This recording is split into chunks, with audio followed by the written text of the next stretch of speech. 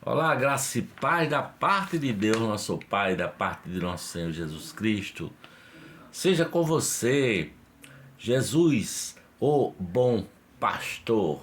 Ele disse: Eu sou o bom pastor. O bom pastor é aquele que dá a sua vida pelas suas ovelhas, pelo seu rebanho. Nós somos o seu rebanho. Por isso que você pode dizer, se você assim crê, dizer no seu coração que o Senhor é o meu pastor e nada me faltará, como está escrito no Salmo 23, no versículo 1. Mas aqui, no Evangelho de Mateus, capítulo 6, versículo 34, está escrito aqui que Jesus viu uma grande multidão e teve compaixão dela, porque essa multidão eram como ovelhas sem pastor, que não tem liderança, que não tem governo, é um rebanho abandonado, sem direcionamento, sem líder. Assim como nós vivemos no mundo de hoje, um mundo entregue à própria loucura, não é? Um mundo que jaz no maligno, assim como esse rebanho que Jesus viu e teve íntima compaixão, é o que diz a palavra. Moveu as entranhas de compaixão desse povo. No Evangelho de Marcos, capítulo 6, versículo 7, diz assim, olha: tendo Jesus percorrido alguns povoados, não é? Chamou ele os 12 discípulos para junto de si e os enviou de dois em dois para propagar as suas ideias, para curar, para levar a mensagem do Evangelho de Jesus, do Evangelho do Reino. Versículo 14 do capítulo 6 do Evangelho de Marcos fala do rei Herodes, que ouviu falar dessas coisas, não é? Porque o nome de Jesus já estava sendo bem conhecido. E a multidão, aquela multidão, não é? Que seguia a Jesus para todo lado, começou a achar que Jesus era João Batista, que tinha, de alguma forma, ressuscitado dos mortos, ou que seriam Elias, não é? O próprio Jesus disse que do nascido de mulher não tinha ninguém maior do que João Batista, o seu primo, né? Do nascido de mulher ele era o maior. Aí, a história que está aqui no versículo 16 do capítulo 6 de Marcos fala de Herodes, não é? Que mandou decapitar João Batista porque ele casou-se com a mulher do seu irmão, o Herodes. E João Batista dizia: você está adulterando, você está errado. Tinha coragem de dizer: não te é lícito possuir a mulher do teu irmão.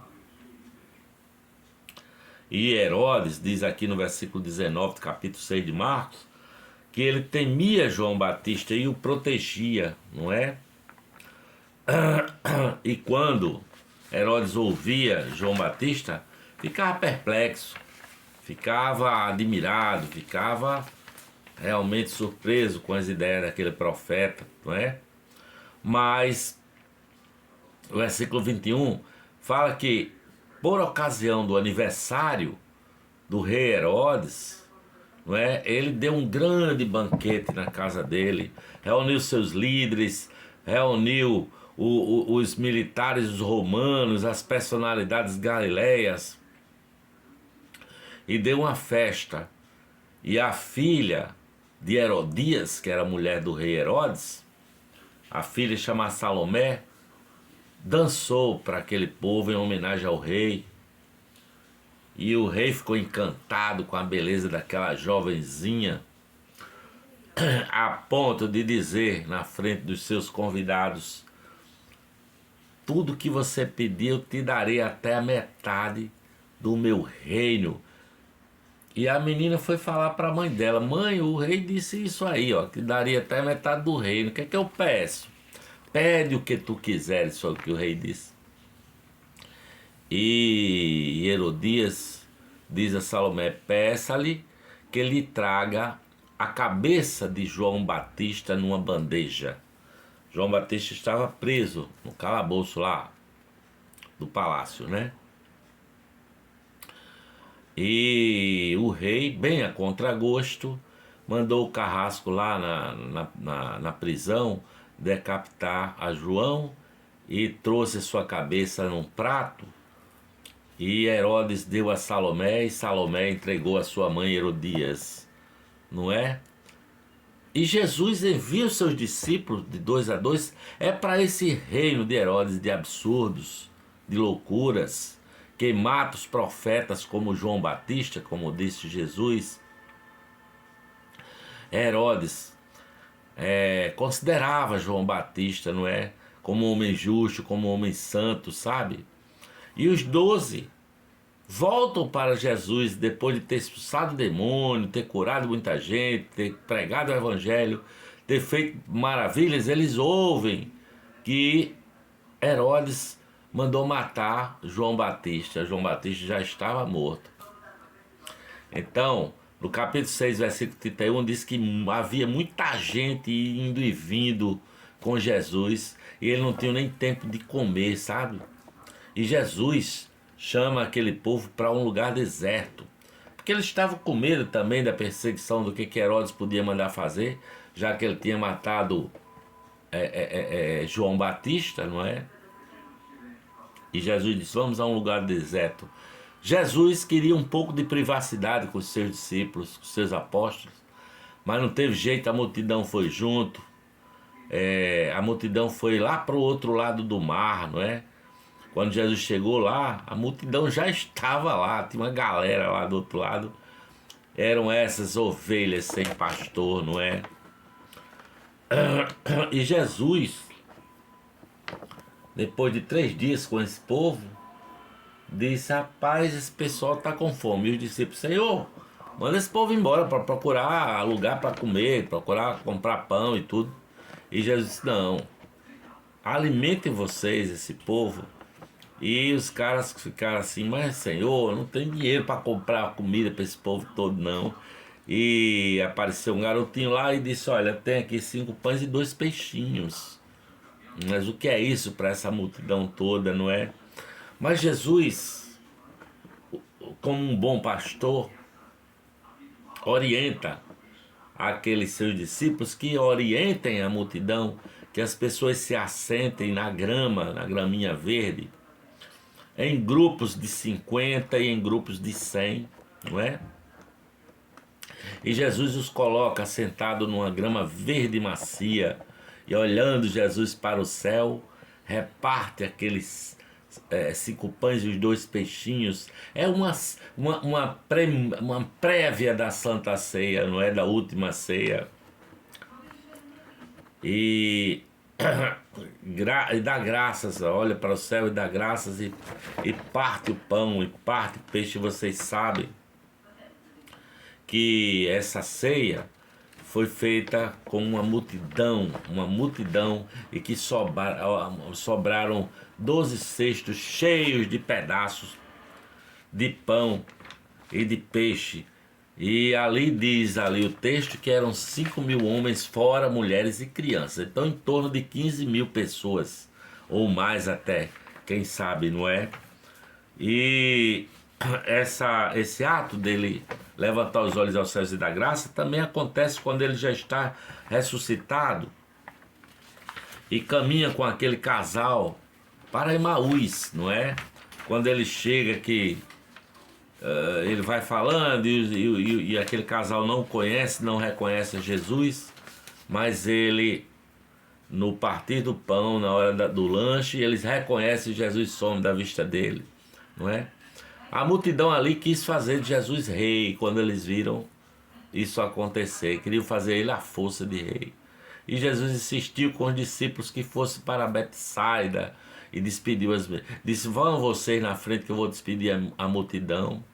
e subiu ao monte para orar. E voltou Jesus caminhando sobre as águas, olha aí. O versículo 48 diz que o vento soprava contra eles, contra o barco deles, mas Jesus ia andando tranquilamente sobre as águas. E quando eles viram Jesus, gritaram: ó, é um fantasma, no versículo 49.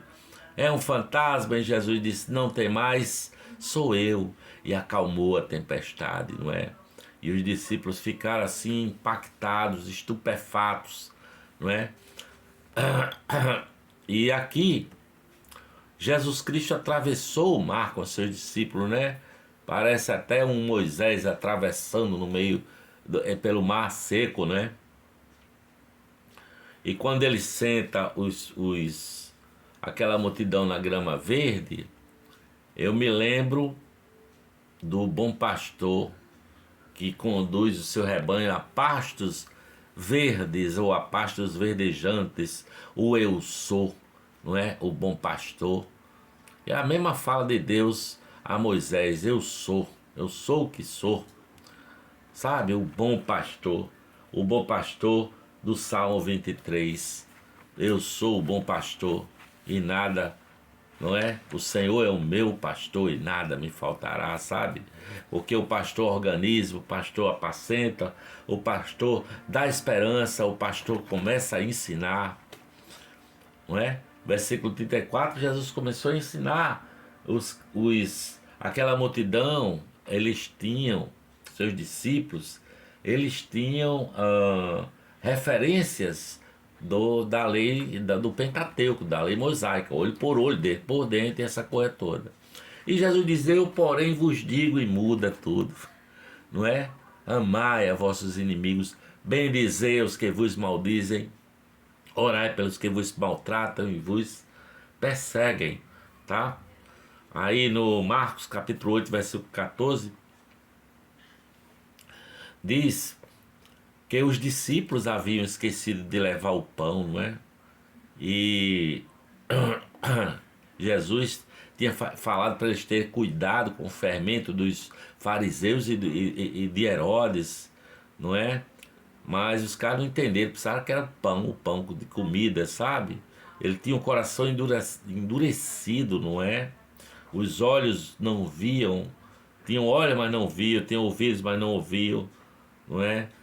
Não entendiam, porque o Evangelho é uma expansão de consciência, tá certo?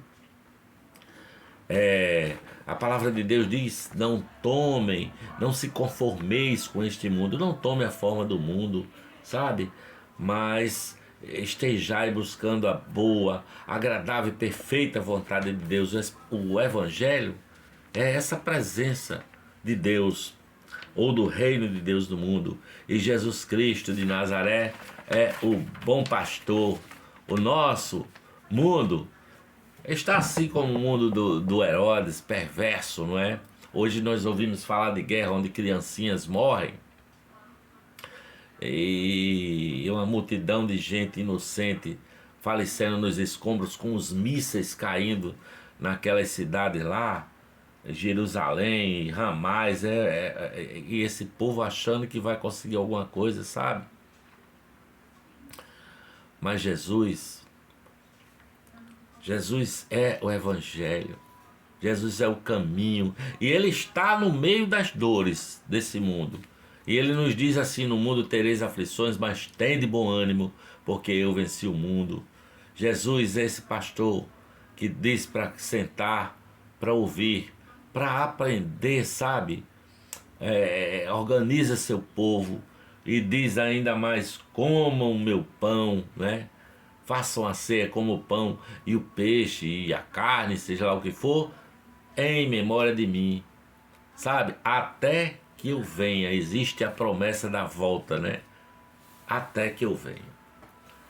Eu espero que essa mensagem tenha chegado ao seu coração e que você não seja uma ovelha uma ovelha assim sem rebanho, não é? Que você busque e procure o bom pastor.